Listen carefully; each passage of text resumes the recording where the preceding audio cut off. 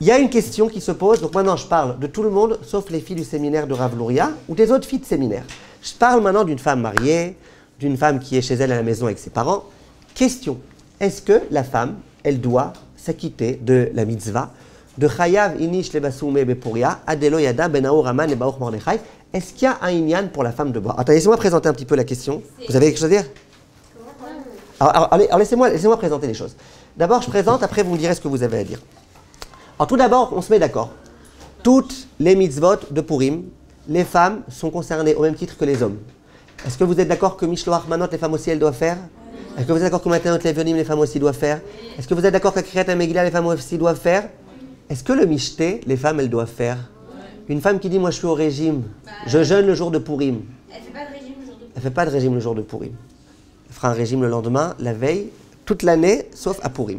Purim, il ne faut pas jeûner. Donc, les femmes, elles sont concernées par les lois du Mishté. Ça veut dire qu'au Mishté, c'est aussi bien pour les hommes que pour les femmes. Les femmes à table, les hommes à la cuisine. Non, en général, je dis l'inverse, mais quand c'est à des cours de femmes, ça rigole pas trop. Alors, je préfère vous faire l'inverse. Ouais, en général, c'est l'inverse. Les femmes à la cuisine, les hommes à table. Mais après, les filles, elles croient que je suis un anti. Alors, ça, c'est le principe de Mishté. Donc, qu'est-ce qui se passe au Mishté? Les hommes comme les femmes doivent participer. Maintenant, c'est quoi un Mishté? Alors, venez au passage, je vous donne un certain nombre d'éléments importants à comprendre. C'est quoi un Mishté? Mishté, c'est manger, de préférence déjà du pain. Vous êtes d'accord qu'il y a des repas? Les repas de Shabbat, on mange du pain. Les repas de Yom Tov, on mange du pain. Eh bien, le Mishté de Purim, c'est un jour qui est décrit dans la Megillah comme étant un Yom Tov. Et donc, il faut absolument manger du pain. Vous allez me dire, ouais, mais les femmes, elles sont au régime, elles prennent du pain sans glucides, sans lipides, sans tralouette. Ok, mais du pain, mange du pain. Ça, c'est le Mishté. Est-ce qu'il y a un inyan de manger de la viande? Oui. Oui, de la viande rouge. De la viande rouge. Non, parce que même de nos jours, on n'a plus besoin de manger de la viande. C'est que le faut manger de la viande rouge. Alors, il faut manger de la viande rouge. Si elle est marron, ça fera le coup aussi. Si tu l'as cramée qu'elle est noire, bof. Mais de la viande rouge, on veut dire, et pas du poulet. D'accord? Viande rouge, ça veut dire de la viande. C'est bien de manger de la viande. Pourquoi? De la même façon qu'à Yom Tov, à part chez Noah, on essaye de manger de la viande rouge et pas du poulet. On essaye de manger de la viande, n'est-ce pas? Qu'est-ce qu'on fait comme viande? La viande, de la vraie viande. Et on boit du vin à Yom Tov. Ben, de la même façon, ici, on dit que ce jour-là, c'est un jour de Yom Tov. Donc, c'est bien de manger de la viande. Je vais vous dire plus que ça. Vous savez qu'il y a une coutume, le jour où la femme elle doit se tremper au mikvé, il y a une coutume que toute cette journée-là, elle ne mange pas de viande. Vous connaissez cette coutume? C'est bien qu'elle ne mange pas de viande ce jour-là. Pourquoi? La viande, c'est filamenteux. Dans les temps? Ouais, après ça. Aujourd'hui, c'est aussi un peu filamenteux. La viande, c'est filamenteux. Je ne parle pas des boulettes. La viande, pas hachée, c'est filamenteux.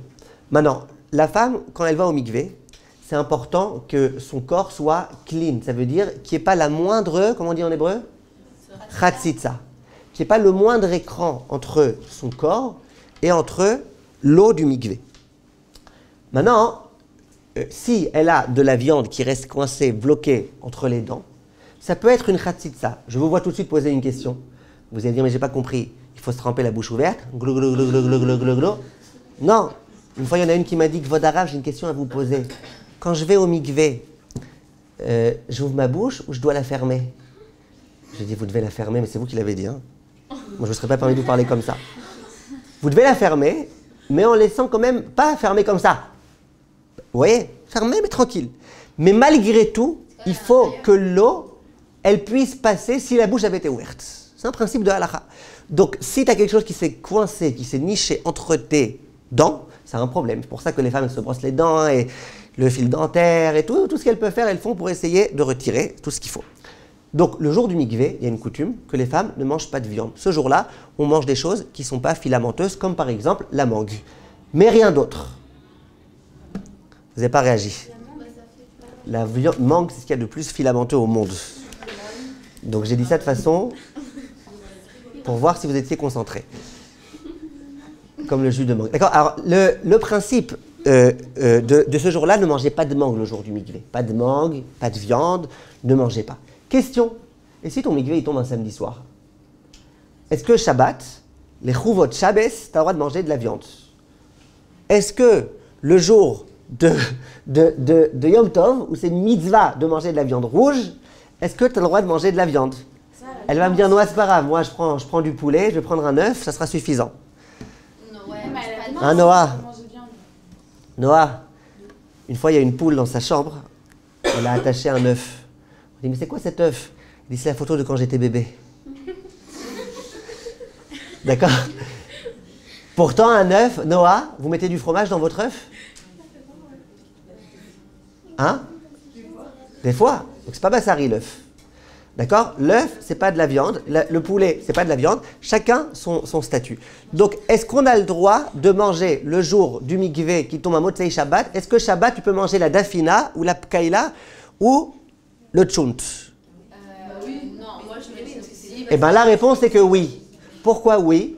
Parce qu'on te dit que la mitzvah de manger Shabbat elle est tellement importante qu'elle repousse la coutume. C'est qu'une coutume, hein, finalement, de ne pas manger. Oui, le mikvé, c'est important. Mais tu peux le brosser. Non, c'est une coutume de dire, ouais, peut-être tu n'as pas bien brossé. C'est une coutume. Donc, voilà. Question, et si ton mikvé tombe le soir de Pourim? Alors, je ne sais pas si ton mari sera là pour toi ce soir-là, j'imagine pas. Mais en tout cas, toi, madame, tu es une tzadika. Est-ce que tu dois aller au mikvé ou pas? Oui. Est-ce que tu as le droit de manger de la viande au michté de Pourim? Il y a des grands poskim qui disent oui. Puisque Yom Tov, il faut manger de la viande, et que Pourim, c'est un peu comme un Yom Tov, donc c'est une grande mitzvah à Pourim de manger de la viande.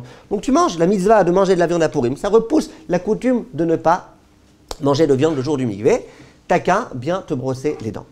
Maintenant, ça c'était juste pour que vous compreniez un petit peu l'importance. Juste une petite question au passage. Petite question. Si vous êtes bien concentré. Il y a écrit dans Ilchot Yom Tov, et ça il faut le savoir. Comment les hommes ils se réjouissent à Yom Tov? De la viande et du vin. Comment les femmes, elles se réjouissent? Des beaux bijoux et des beaux vêtements. Comment on réjouit les enfants?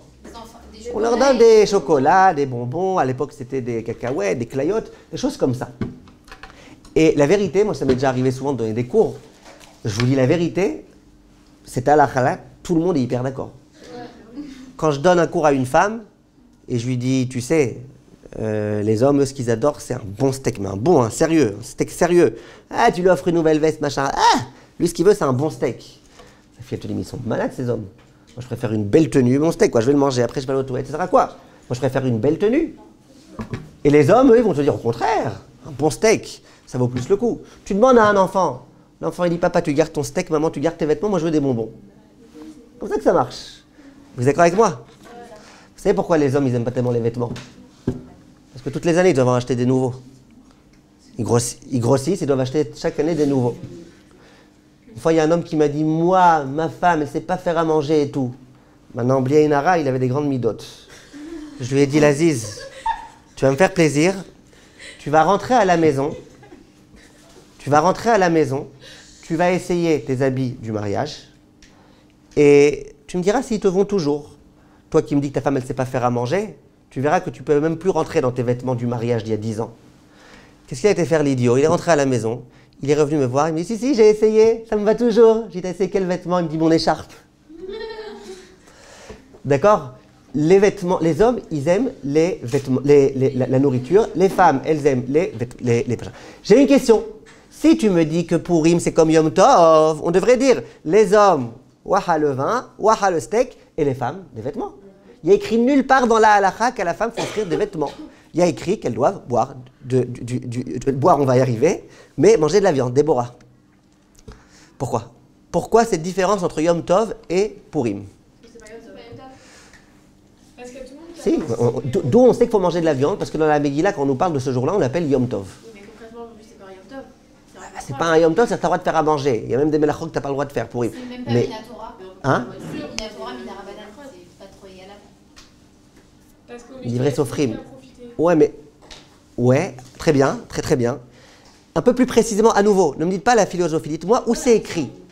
où c'est écrit que les femmes, elles doivent se réjouir. Ah? Très bien, très bien. Mais où c'est écrit que moi, en tant que juif, moi je ne suis pas Esther. Moi je ne suis pas Mordechai, moi je suis Azriel Cohen Arazi. Où il y a écrit que Azriel Cohen Arazi, il doit faire un michté, bon ça c'est écrit, mais que sa femme aussi, elle doit faire un michté. Pourquoi on ne lui ferait pas un michté en lui offrant un beau tailleur? Parce que la femme, elle est obligée de faire le michté elle aussi. Toutes les Très bien. Très bien, très bien, voilà, très bien, très bien. Je suis très d'accord avec vous. Mais je vais vous le dire précisément, À Yom Tov, c'est quoi les termes qui ont été écrits dans la Torah dans lesquels on a dit « sois joyeux » C'est Samarta. Sameach. La Torah, elle sait que l'homme, il est Sameach avec de la viande. La femme, elle est Sameach avec un tailleur. Et puis tout le monde est content. N'est-ce pas? Oui. Par contre, à Purim, il n'y a pas écrit Vesamarta. Il y a écrit Yeme, Mishte, Vesimcha. C'est vrai qu'il y a écrit Simcha. Il y a écrit Simcha. Mais écrit quoi à part Simcha? Elle a dit Teila. Il y a écrit Mishte.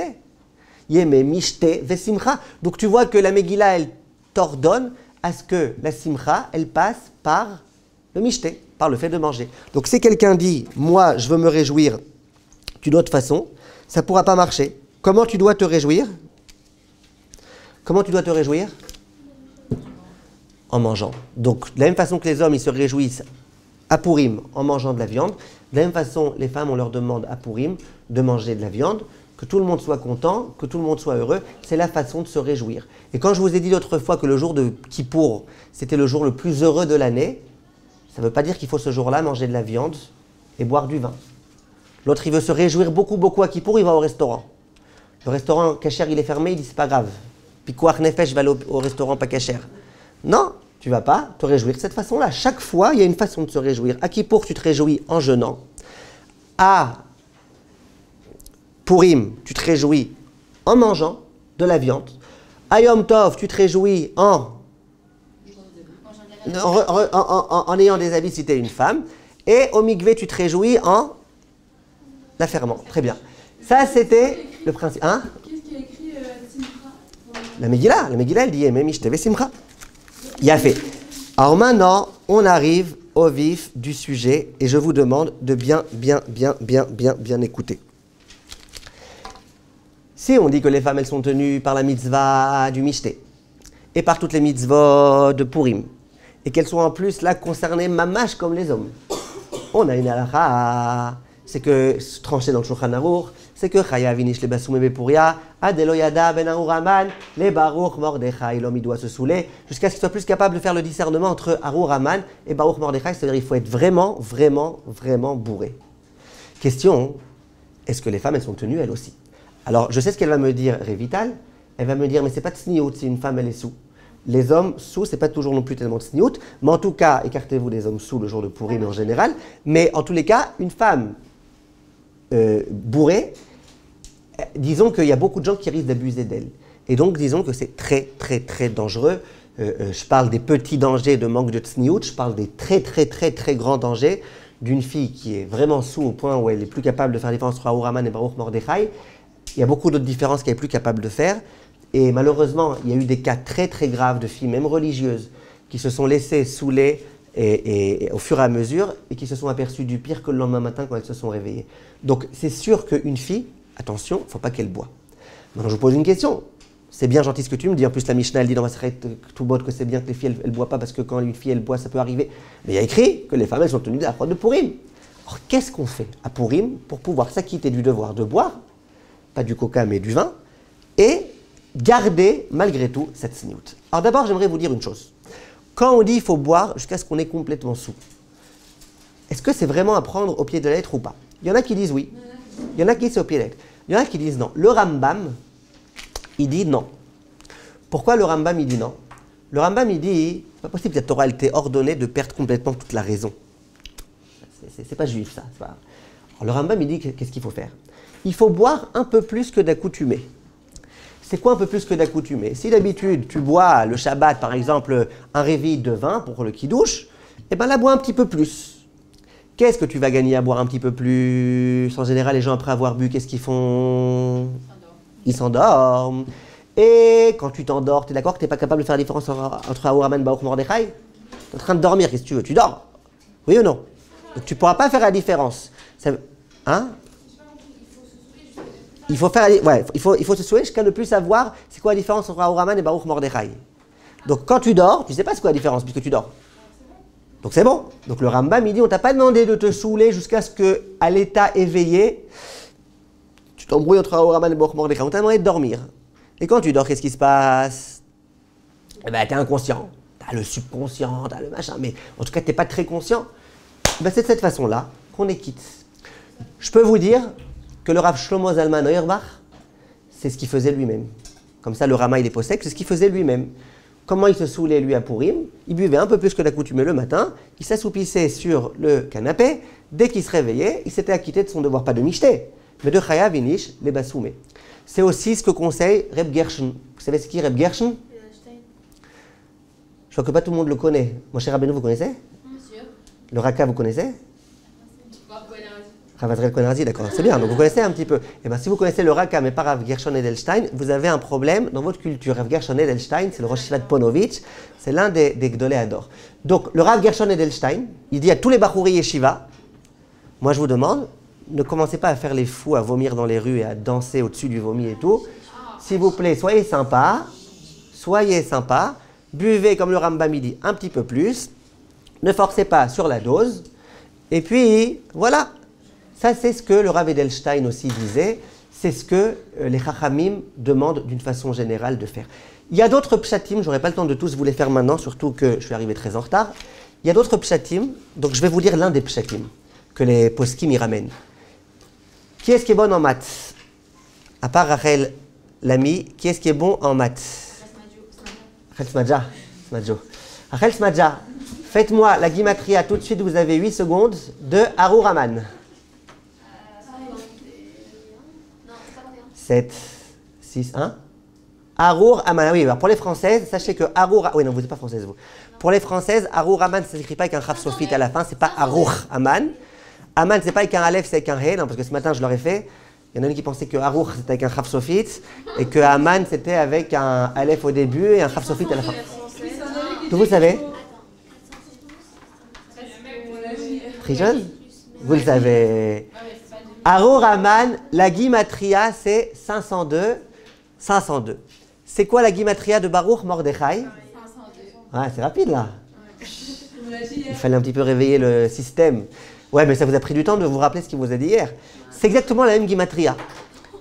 C'est quoi Ahura Haman, Baruch Mordechai? C'est que tu sois sous, au point que si le jour de Purim, je vous dis, Léa, Ahura Haman, vous ne serez plus capable de dire 502. Baruch Mordechai. Attends une seconde, Mordechai, attends, c'est avec un chaf sophite, un truc. Si tu commences à t'embrouiller, c'est que tu es sous. Je peux vous dire que là, vous êtes tout assez sous pour être quitte, parce que personne d'entre vous était capable de faire le calcul du début jusqu'à la fin en 8 secondes. Donc vous êtes quitte de vous saouler, c'est bien, vous êtes quitte. Maintenant, j'aimerais vous dire quelque chose. Écoutez bien, j'aimerais vous dire quelque chose. Le concept de... Donc d'après ce pshat-là, il ne faut pas boire beaucoup. Il faut juste boire au point de ne pas être capable de faire des calculs mathématiques évidents. Maintenant, j'aimerais vous dire quelque chose. Qu'est-ce que les femmes, elles doivent faire? Est-ce qu'elles doivent boire ou pas boire? Alors je répète déjà ce que le Rav Luria vous dira certainement. Il vous dira qu'au séminaire, il vous demande de ne pas boire. Et je le comprends. Il a le sens des responsabilités. Il a des filles. Il a un grand nombre de filles dans son séminaire. Il n'a pas besoin d'avoir, Chas v'Shalom, des accidents qui lui arrivent dans son séminaire. Il n'a pas besoin d'avoir des coups de fil des parents le lendemain. Comment vous avez laissé ma fille se saouler? Je te rappelle que ta fille a 18 ans et qu'elle est vaccinée. Mais vous êtes vous le directeur, vous êtes responsable. Donc je suis tout à fait d'accord. Et sachez que le jour de Purim, c'est un jour, il faut faire attention à soi. Une fois, il y a une élève, Haredia, qui est venue me voir. Elle me dit, ils organisent, la communauté, un Purim organisé. Purim organisé, le jour de Purim, est-ce que vous me permettez de m'y associer? Alors je lui dis, écoute, Purim organisé, désorganisé, de toute façon c'est toujours désorganisé à Purim. Vas-y si tu veux. Il dit, non, je n'ai pas compris. C'est un Purim organisé, communautaire, avec les hommes et les femmes, les jeunes hommes, les jeunes femmes. Alors moi j'ai fait le niage, je lui ai dit, de quelle taille la mechitza? Il dit, mais non, c'est le but des Shiduchim, il n'y a pas de mechitza. Je lui ai dit, et vous me posez la question, est-ce qu'à Purim, je vais vous permettre de vous associer à un repas communautaire sans mechitza à Purim? Je dis, moi je suis le raka, je ne suis pas la racaille. Attention. Et qu'est-ce que je lui ai dit? Je lui ai dit, même pas pour Purim, je ne te permets pas. Il faut m'en ça. Tu veux faire un shidour, fais un shidour en bonne et due forme, pas un shidour vena forou, fais un shidour normal. Mais si tu veux faire des shidourim tordus, tu n'as pas ma permission en tous les cas. Donc attention, moi je suis le premier à vous dire de faire attention.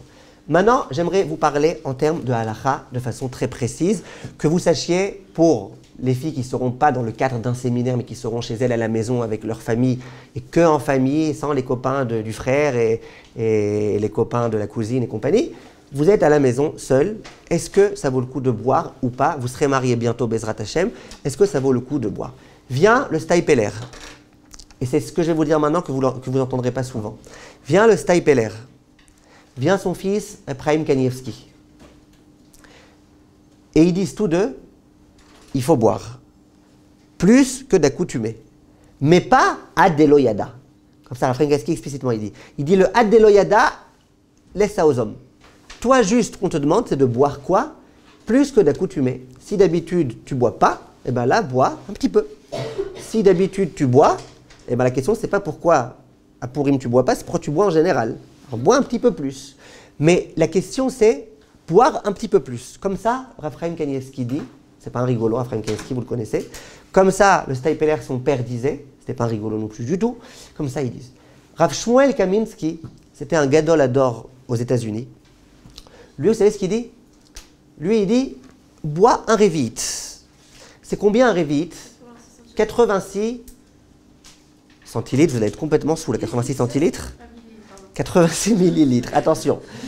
86 millilitres, c'est rien. Si vous avez un verre, un demi-verre, c'est 86 millilitres, c'est rien. Le Rav Shmuel Kaminsky.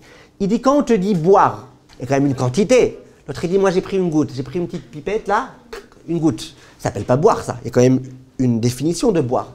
Dit Reb Shmuel Kaminsky, c'est combien boire en général? Quand tu dis qu'il faut boire une quantité pour faire bracha harona. Alors, soit il y a rov revit, soit il y a revit.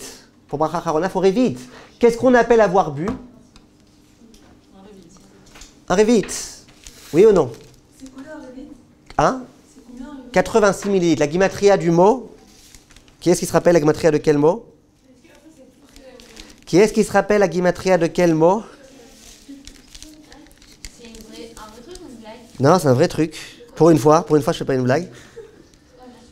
Mais non, pas dit ça. Quelle est la gueule? Non. Vous l'avez dit, vous, 86, vous le savez. Chazak. Alors, c'est la guimatria du mot kos. Kaf. Rachel, aidez-nous. Kaf. 20. Vav. 6. Sa mère, 60. Ne vous amusez pas, Myriam, à faire la guimatria du mot vert, V-E-2-R-E, parce que vous allez être sous. D'accord? 86. C'est vrai, c'est comme les gens au Beth Knesset, qui donnent à chaque fois 18 shekels. Une fois, je lui dis, pourquoi tu donnes 18 shekels? Il dit, c'est la guimatria du mot chai. Je dis, mais tu ferais mieux de donner la guimatria du mot met. 440. Ouais, alors regardez, le principe... attendez, on doit finir, s'il vous plaît. On doit finir, j'ai pas envie de m'arrêter en plein milieu. On doit finir, mesdemoiselles. Staipeler, il dit, boit plus que d'habitude, lui, il rentre pas dans Révite ou pas Révite. Rab Shmuel Kamin, peut-être que lui, il sait que les femmes, elles boivent toujours Révite, donc il veut dire un peu plus, je sais pas. En tout cas, le Staipeler, il dit Révite. Le Staipeler, il dit, boit un peu plus que d'accoutumé. Le Rav Shmuel Kaminsky, qui était un grand possèque américain, lui, il dit, tu bois un peu plus que d'accoutumé, mais de préférence, fais en sorte d'avoir bu un Révite. Si une fille, elle sait que quand elle a bu un Révite, elle est déguisée d'un coup en poisson rouge, en rouget si vous préférez, d'accord? Moi, ma femme, par exemple, elle boit un tout petit quelque chose, là tout de suite elle est toute rouge, j'appelle le SAMU ou l'ambulance. Vous voyez, donc il y a des gens, il ne faut pas qu'ils boivent trop, d'accord? Mais si tu sais que tu bois un Révite, non, ma femme elle sait boire un Révite, juste elle est rouge, donc elle n'a pas besoin de se maquiller ce jour-là. Si elle a pris un peu plus qu'un Révite, si elle sait que boire moins qu'un Révite, ça va déjà la rendre folle, alors non, qu'elle ne prenne pas. Mais si elle a besoin si elle sait qu'elle peut prendre un Révite et que tout ira bien avec elle, d'accord? C'est Bécéder. C'est Bécéder, ça ne veut pas dire qu'elle doit prendre la voiture juste après, mais c'est Bécéder, comme ça, elle s'acquitte de la mitzvah. Noah, si un jour, il y a un policier qui vous attrape, qui vous fait un alcotest, alors que vous avez bu du vin, qu'est-ce que vous faites? Retirez vos lunettes. Ça fait 2 verres en moins. Maintenant, mais Noah... Ah ouais, mais ça marche pas la blague avec les lentilles. Alors Noah, écoutez bien. Ça, c'est les 3 rabbanim que j'ai cités. Maintenant, j'aimerais quand même vous dire des rabbanim qui disent l'inverse. Parce que vous aimez bien les marloktot, surtout Hana, elle aime bien qu'on l'embrouille. Il y a 2 rabbanim. L'un s'appelle le Rav Wosner, vous avez entendu parler. Attendez, le Rav Ovadia, je sais que vous aimez beaucoup la vie du Rav Ovadia. Le Rav Ovadia Yosef, il recommande aux femmes de boire un peu plus que d'accoutumé. Oui. Maintenant, j'ai pas dit au séminaire quand il y a que des filles et qu'il n'y a pas de... J'ai dit à une femme en général. Maintenant, il y a 2 rabbanim qui disent que les femmes, elles n'ont pas besoin de boire. Ces 2 rabbanim, c'est d'une part le Rav Wosner, d'autre part votre voisin, le Rav Moïse Sternbuch. Ces 2 grands rabbanim-là, qui sont aussi des Gdolim, ils disent que ce n'est pas la peine de boire. Comment ils expliquent? Pourtant, on dit que les femmes, elles sont tenues. Alors, je vous dis en 1 minute ce que ces rabbanim disent. Écoutez bien. Ils disent, est-ce que, Moïse Sternbuch, est-ce que, s'il vous plaît, écoutez bien, est-ce que la mitzvah de boire, ça fait partie intégrante du mishté? Ou est-ce que c'est un petit décor à part, une mitzvah auxiliaire? Comment on conçoit les choses?